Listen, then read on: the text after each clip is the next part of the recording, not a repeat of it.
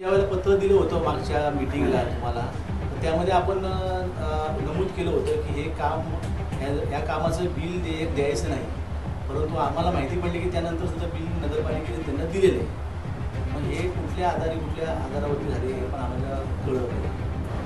जिमखाना म्हणून मैदान आहे त्यांनी अजून झोपड्या बांधलेल्या आहेत, त्या अजून परत आपण काढलेल्या नाही. त्याच्यावरती काय कारवाई करणार? जे ठेकेदार तुम्ही मागे जसं कबूल केलं होतं की ते येणार आणि इथे प्रश्नांची उत्तर देतील, आता तुम्ही त्यांना कधी इथे बोलावलं? माथेरानमध्ये सुरू असलेल्या तब्बल 47 कोटी रुपयांच्या STP प्रकल्पावर आता गंभीर प्रश्नचिन्ह निर्माण झालंय. याआधी आपण या प्रकल्पातील निकृष्ट कामांची पोलखोल केली होती. दरम्यान प्रशासनानं नागरिकांच्या प्रश्नांची उत्तरं देण्यासाठी आणि शंकांचं निरसन करण्यासाठी एका महिन्याच्या आत ठेकेदारांची बैठक आयोजित करण्याचं आश्वासन दिलं होतं. मात्र 1 महिना उलटून गेला तरी अद्याप कोणतीही बैठक झाली नाही. त्यामुळं आता हा प्रकल्प पूर्णत्वास जाईल का याबाबतच प्रश्न उपस्थित होऊ लागलेत.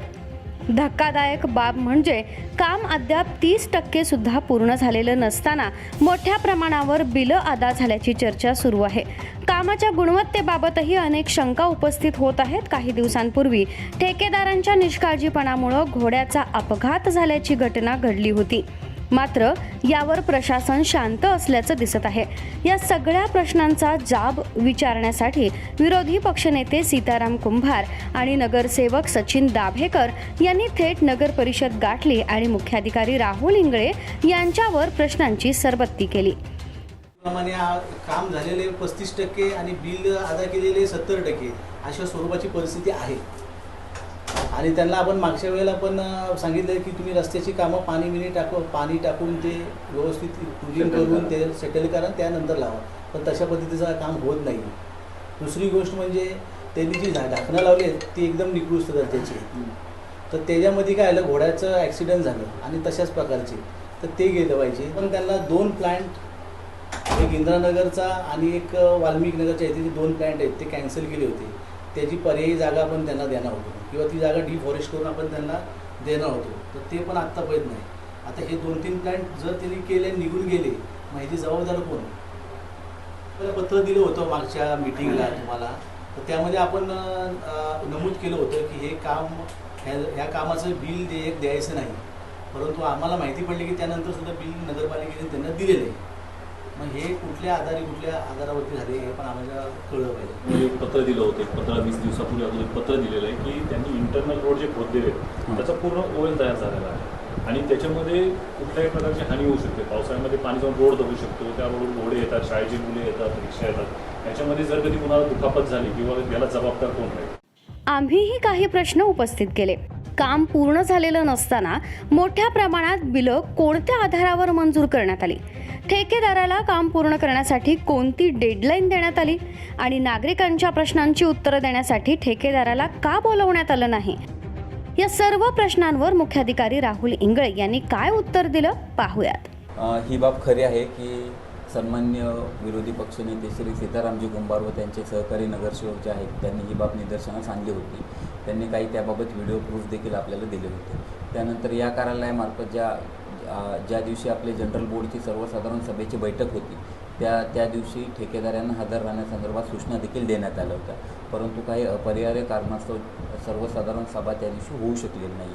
आता जर का आम्हाला सर्वसाधारण सभा लवकरात लवकर घेता आली तर आम्ही सर्वसाधारण सभेमध्येच ठेकेदार तसेच याच्यासाठी जे काही PMC आहेत आणि थर्ड पार्टी ऑडिट करणारे डॉक्टर सचिन पोरे आणि त्यांची टीम या सर्वांनाच आम्ही बोलवण्याचे नियोजन केलेले आहे. जर का समजा जनरल बोर्डला बराच वेळ लागत असेल तर आम्ही तातडीने जनरल बोर्डच्या आधीच एक अनौपचारिक पद्धतीने सर्व सन्मान्य सदस्यांना बोलावून घेऊन त्याचवेळी जे काही त्याचे PMC आहेत, कॉन्ट्रॅक्टर आहेत आणि थर्ड पार्टी ऑडिट करणारी टीम आहे, तसेच IIT कॅम्पसमधील एक कंपनी आहे जिनी हे वेटलँड टेक्नॉलॉजी तिच्यामध्ये वापरलेली आहे. त्या सर्वांनाच एकत्रित बोलून जे काही सन्मान्य सदस्यांना शंका आहेत किंवा त्यांनी जे काही कागदपत्र व्हिडिओज सादर केलेले आहेत त्या संदर्भात देखील आम्ही जो योग्य खुलासा असेल आम्ही तो त्यांच्याकडून प्राप्त करून देणार आहोत. आणि जे काय आपणास ह्याचं जे देयक अदा करण्यात येतं ते केवळ आणि केवळ थर्ड पार्टी ऑडिट झाल्याशिवाय आपण त्यांना कोणतंही देयक अदा करत नाही आहे. तर पूर्ण ही टीम बसवणं आणि त्याचवेळी सर्व सन्मान्य सदस्य उपस्थित असणं आणि त्यांच्यामार्फत ह्याची आवश्यक ती चौकशी होणं किंवा आवश्यक ते शंका निरसन होणं हे गरजेचं आहे. तर त्या दृष्टीने आमचा आता प्रयत्न असणार आहे. आपण आता जे ठेकेदार आहेत त्यांना एक विशिष्ट अशी कामाची मुदत दिलेली आहे. जर त्या कालावधीत ते काम पूर्ण करू शकले नाही तर त्यांच्या दंडात्मक देखील कारवाया करायची आम्ही करू शकतो. तर त्याच्यामुळे ठेकेदारांना आम्ही सक्त सूचना दिलेल्या आहेत की वेळेत आम्हाला प्रोजेक्ट चार्ट बनवून देऊन त्याच्या आतच ही कामं पूर्ण झाली पाहिजे. किती वेळ दिला तुम्ही त्यांना? त्यांना सुरुवातीची जी वर्क ऑर्डर होती जी नोव्हेंबर 23मध्ये दिली होती ती 18 महिन्याची होती आणि त्यांना त्याच्यानंतर तितक्याच कालावधीचं एक्सटेन्शन देखील मिळालेलं आहे. जो त्यांनी मागे कचरा ठेवलेला आहे तर ही बाब निदर्शनास आलेली आहे.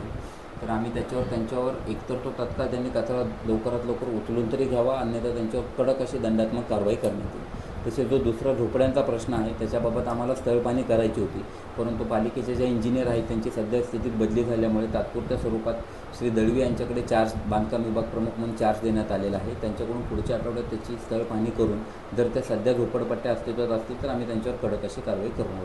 विकासाच्या नावाखाली जर फक्त कागदावरच प्रकल्प उभे राहणार असतील, काम अर्धवट राहणार असेल आणि बिलं मात्र पूर्ण वेगानं निघणार असतील तर हा विकास नाही तर जनतेच्या पैशांची थेट उधळपट्टी आहे. केवळ 47 कोटी रुपयेच मातीत जाणार नाही तर माथेरानकरांच्या आरोग्याशी देखील मोठा खेळ होऊ शकतो. माथेरानकरांच्या आरोग्याशी खेळ करून कोट्यावधी रुपयांचा निधी मातीत घालण्याचा अधिकार कोणालाही नाही.